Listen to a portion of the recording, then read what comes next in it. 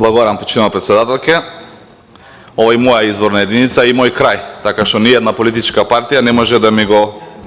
одзеде правото дека јас не можам да работам и да придонесувам за граѓаните од општина Липково.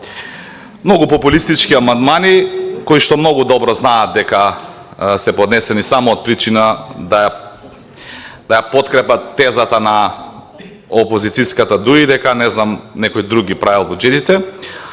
А од друга страна истите има 20 на буџети кои што ги правеле во изминатиот период и јас би сакал да прашам било кој представник од ДУИ да ми каже во колку тие 20 буџети кои ги правеле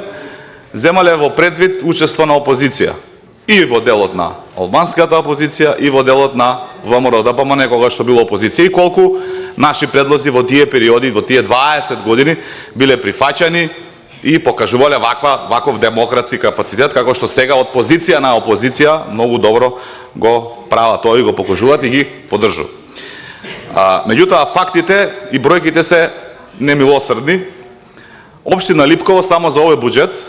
тековен 24 година има добиено пари од 55 милиони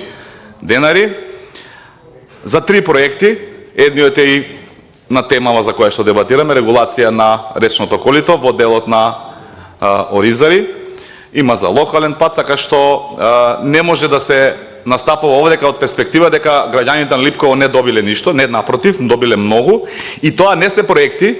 за кои што одлучило владачкото мнозинство или пратениците овде кои ќе бидат, туку напротив, тоа се проекти за кои што аплицирал градоначалникот на општина Липково, кој што за среќа или несреќа на липковчани е од ДУИ.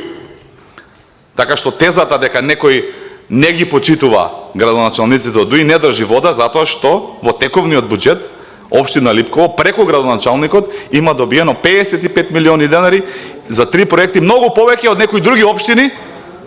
кои што добиле помалку средства за разлика од Липково, што е добро и е за поздравување бидејќи доаѓам од изборна единица 2. Веќе во следната година за овој буџет повикот ќе биде објавен негде во февруари, ќе има дупло или тродупло средства кои што ќе бидат наменети за општина Липково и сите овие проекти, за да не изигруваме сега ние овде ка советници на општина Липково, туку советниците на општина Липково, градоначалникот на општина Липково ќе си ги одредат приоритетите, ќе си ги аплицираат тие проекти кои што сметаат они дека се најдобри за нив, за граѓаните на општина Липково, парите ќе бидат префрлени на општината и ќе може да се аплицираат тие проекти. Така што, почитувани колеги од ДУИ, политика може да водиме колку сакате, меѓутоа овдека се работи за решавање на реалните проблеми на нашите сограѓани кои што живеат во сите општини во Република Македонија. Имавте 20 на години да ги решите овие проблеми и мене ми е многу жал што после 20 години власт, јас овдека како пратеник треба да дебатирам за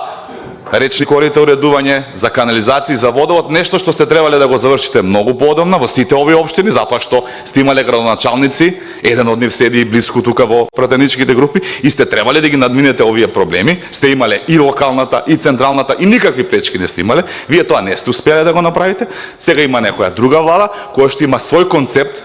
како да ги решава тие проблеми, а тој концепт е дека пари ќе бидат обезбедени, а градоначалниците ќе си ги управуваат тие средства. И многу работи кои што ветивте на општина која што има езеро, а нема вода, оди на ваша штета како политичка партија. Ви благодарам. Благодарам. Реплика Блерин Беџети.